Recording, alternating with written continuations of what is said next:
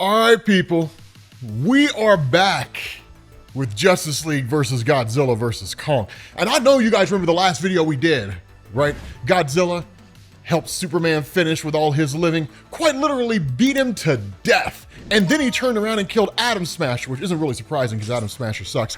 But Batman literally has Superman in a Kryptonian healing matrix. Technically, they call it a solar array, but the whole idea is to bombard this guy with solar energy to see if they can bring him back. Now, for those of you guys who don't know about the Kryptonian healing matrix, this was introduced, it was the dumbest thing ever, right? Sidetrack from the story for a second, the death of Superman in like 1992 or whenever it was that it came out, right? Superman gets beat to death by Doomsday, the world's crying, fans are crying, it's this great big huge monumental thing, hell's bells. They even had a cover with the Superman logo in blood. It was like the biggest thing ever, right, when Superman died.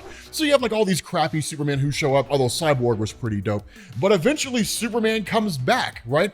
And what you find out is he was just put in a Kryptonian healing matrix, which was basically like a Superman spa, right? He got pampered, massaged, I mean, hell, he even came back with a new hairstyle, right? The super mullet. Business in front, party in the back. But the whole idea behind the Kryptonian healing matrix, in all seriousness, is that it is a way for Superman to effectively regenerate. Because what DC had established over the years in the comics is that whenever Superman endures an injury serious enough that it borderline kills him, he almost kind of goes into quote unquote hibernation, if you want to call it that. It's a very loose term to use here for what it is that he does, but it's more or less the same thing, right? And that's effectively what's happening here. The big kicker to this, right? Getting back into enjoying the story, the big kicker about this is they don't know if Superman has a heartbeat, right? Seemingly, Supergirl is the only one that seems to be able to know if that's the case.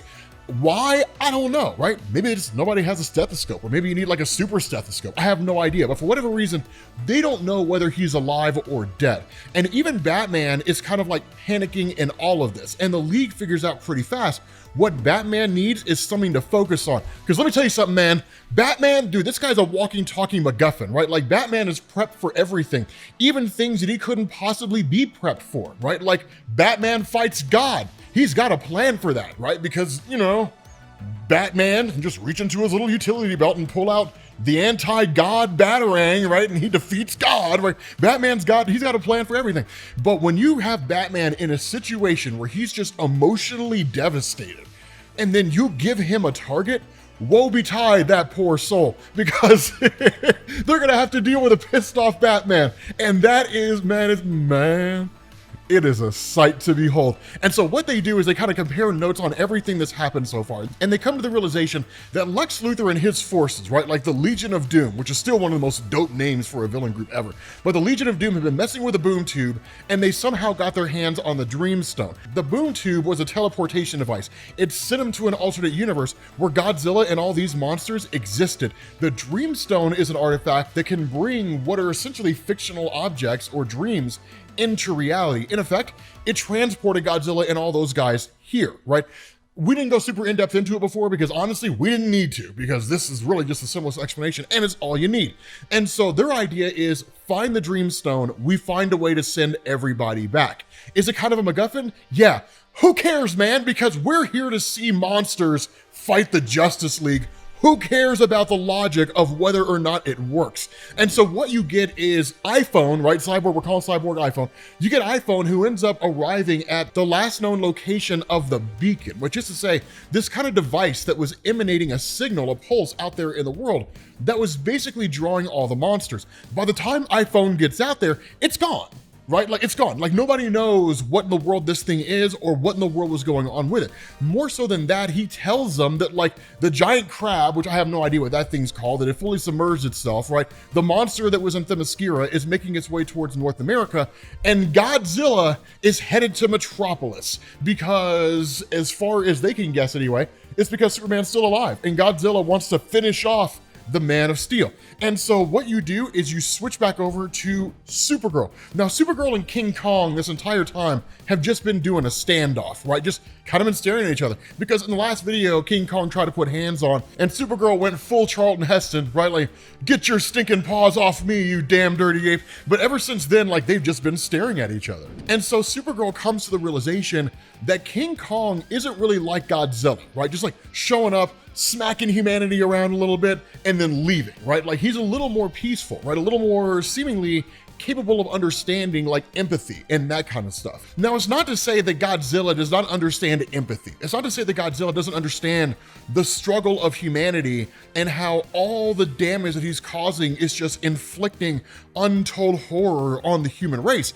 It's that Godzilla just doesn't care, right? Like, that's the difference, man. So the thing here is that she basically takes off to go check on Superman. She tells Oliver Queen, stay here, keep an eye on this thing, right? Of course, King Kong spins around, he's 8 kinds of pissed off because Supergirl took off, right? Like the hot girl basically bailed, and now he's mad at Oliver Queen because Oliver Queen won't give him Supergirl's OnlyFans link. And so what you end up finding out is that like the two of them are being watched by the League of Assassins. They're not overly important. We're not gonna go into this. King Kong just starts smacking around the League of Assassins, honestly, because we want to see monsters fighting the Justice League, man. We do not want to see a guy with a bow who won't stop cracking stupid jokes, right? Like, fight some assassins, right? Like, I didn't care about Green Arrow after season 1. I don't care about his character in DC. Although the season with Prometheus was pretty dope. That was a pretty amazing season. But the fact remains here, right? Oliver Queen basically bails, jumps on a ship, and starts floating away. That'll become important once we get to the end of this comic. But switching back over to the Justice League Watchtower, we pick up with Lois Lane. Now, in all seriousness, this is something that's cool. And in fact, this is something that I really hope James Gunn eventually focuses on in Superman Legacy, or even the Superman stories that come after in the new DC universe, right? The relationship between Superman and Lois Lane. Because no, they're not married in this reality, but like, it's still Superman and Lois, right? They're the 1-2 punch of comic book couples, right? She is the first lady of comics and was at one point the quintessential damsel in distress. And so what you get here is when Lois is given the news about what happened with Superman, she literally shows up to just see him. And it's a very, very somber moment because the Justice League doesn't know if he's dead and she doesn't know if he's dead, right? And so she says, like, they said the solar array isn't healing your damaged cells. That's not going to work for me. No, not after I found this in your jacket pocket, because he was gonna pop the question to her over dinner. And she's like, it's beautiful. And my answer is yes. So Superman and Lois are gonna get married in this universe. That's awesome to see that that's still gonna happen, right? But she's like, but you are going to have to put it on my finger, so you'd better get ready because I really want to wear it.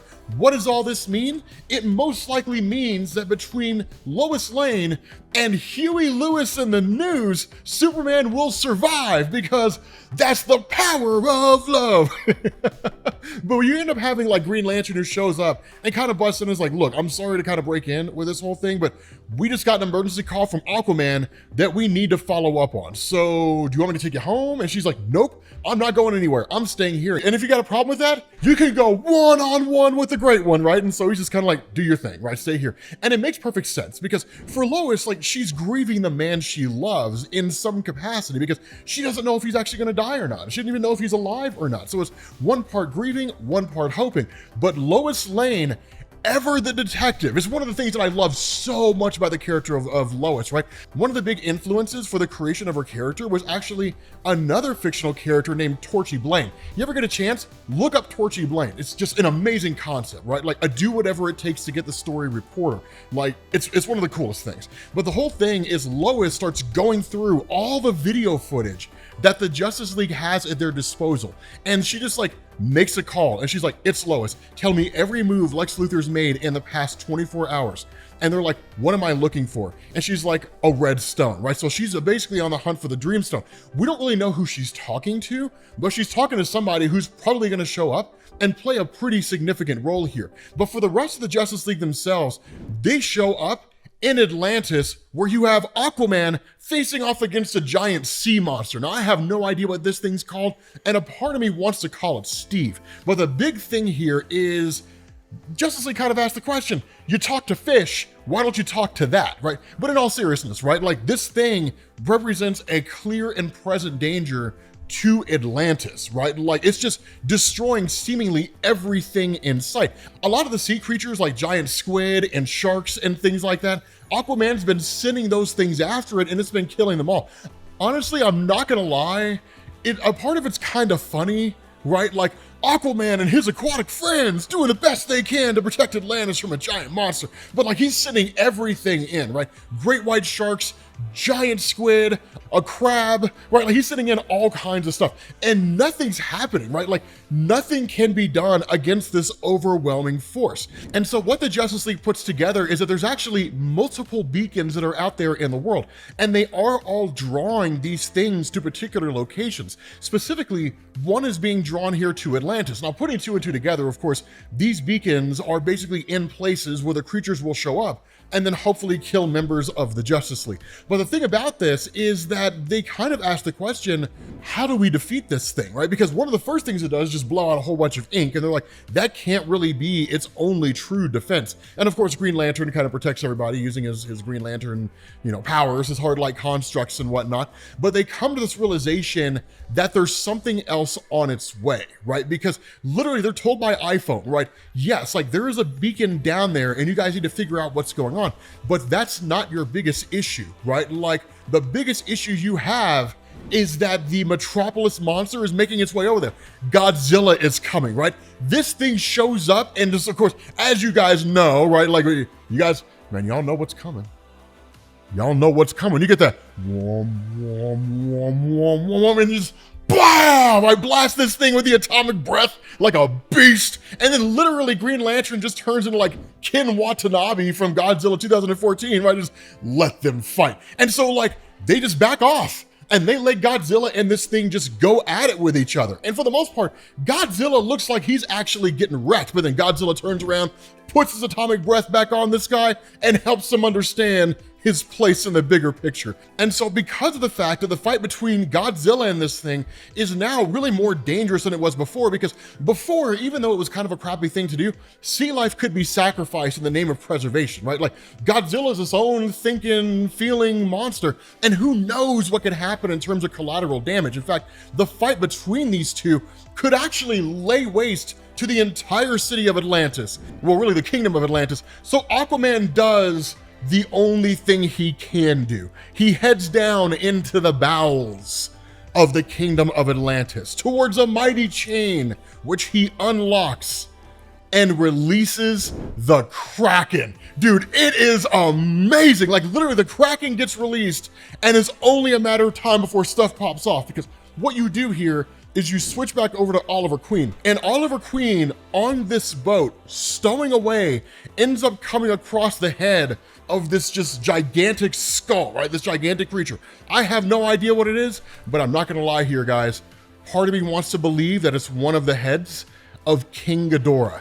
I don't know if it is, but if it is, man, son, dude, things are gonna go sideways so fast. With that being said, guys, we're gonna bring this to an end. If you need to get caught up on Justice League, Godzilla, and Kong, make sure you guys click this link to the playlist, and I will catch you all later. Peace.